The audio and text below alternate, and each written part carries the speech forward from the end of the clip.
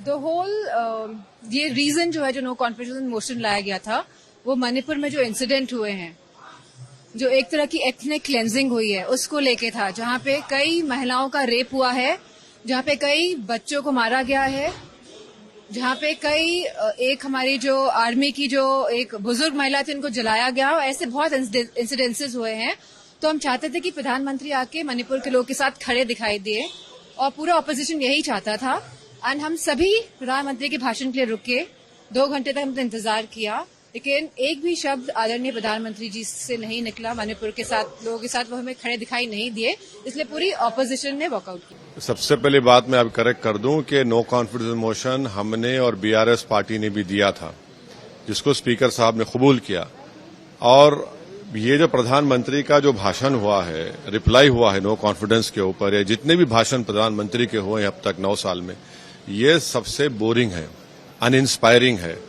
और जो हम उम्मीद लगा रहे थे कि मणिपुर के ऊपर प्रधानमंत्री मरहम पर, उस जख्म पर पट्टी लगाएंगे, उन पीड़ित महिलाओं को जिनका रेप हुआ है उनको एक आश्वासन देंगे, एतमाद में लेंगे, उनको कॉन्फिडेंस देंगे, वो बिल्कुल नहीं है।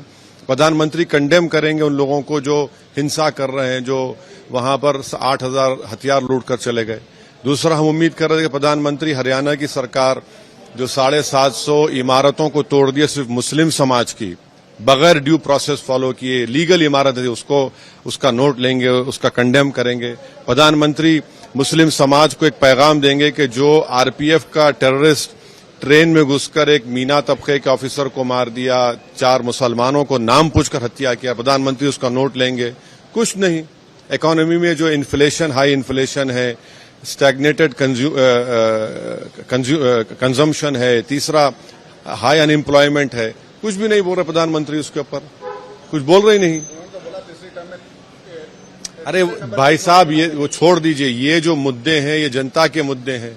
हमने अपनी स्पीच में उठाया था कि 1991 प्लेसेस ऑफ वर्शिप एक्ट पर आप डिस्टर्ब नहीं करने का, आप बताइए, नहीं बोलेंगे। आप कुछ बोल ही नहीं रहे हैं। लेकिन उनका भाषण तो चल रहा है। अरे भाषण क्या चल रहा है, देख रहे हैं आप ना। आपने वहां बैठकर हम क्या कोई मुगल आजम पिक्चर देखने आए? मुगल आजम पिक्चर के चल रहा है वहां पर। रख रहे हैं ये अविश्वास प्रस्ताव इंडिया अलायंस के एक सदस्य होने के नाते मैंने लोकसभा में पेश किया। इस अविश्वास प्रस्ताव के 2 कारण थे। पहला कारण कि मणिपुर को इंसाफ मिलनी चाहिए। दूसरा कारण कि देश के संसद की मर्यादा को बचाने के लिए प्रधानमंत्री मोदी जी को विवश करना पड़ेगा कि वो सदन में आकर अपना मौन व्रत तोड़े। दूसरा उद्देश्य सफल रहा। इतने दिनों के संघर्ष के बाद, इतनी कठिनाइयों के बाद आज देश प्रधानमंत्री को सदन के अंदर बोलते हुए देख रहा है। अगर हम इंडिया अलायंस ये अविश्वास प्रस्ताव इतनी संघर्ष के बाद, इतनी लड़ाई के बाद नहीं पेश करते, तो शायद प्रधानमंत्री विदेशों के और संसदों में भाषण देते रहते और हमारे भारत के सदन को शायद वो भूल जाते। तो हमने मजबूर किया और उन्होंने अपना मौन व्रत तोड़ा। लेकिन हमारा पहला उद्देश्य कि मणिपुर को इंसाफ मिले, वो उद्देश्य आज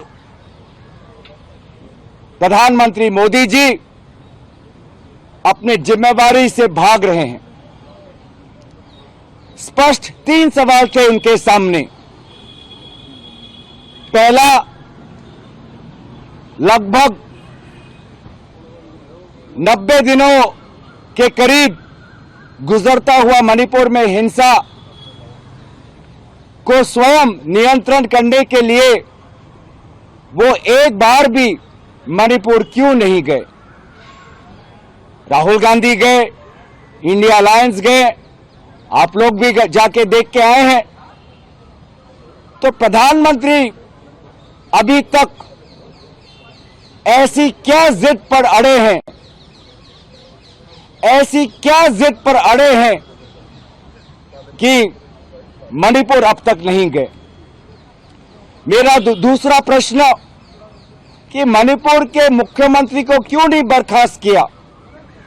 जिस मुख्यमंत्री के 3 महीने के कार्यकाल में लगभग 6 लाख गोलियां, लगभग 6,000 हथियार पुलिस थानों से लूटकर निहत्थे लोगों पर आज गोलियां बरसाई जा रही हैं, जवानों पर, पुलिस अफसरों पर आक्रमण किया जा रहा है, इतने सारे महिलाओं पर अत्याचार हुआ है, 7,000 लोग आज शिविर में हैं।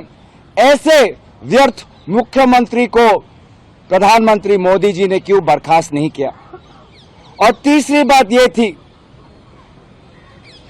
कि मणिपुर पर 80 दिन तक मौन क्यों, चुप्पी क्यों, शांति की कामना क्यों नहीं कर रहे? 2 घंटे से यह चर्चा चल रहा है। इस 2 घंटे में हमें मणिपुर का इंसाफ नजर नहीं आया।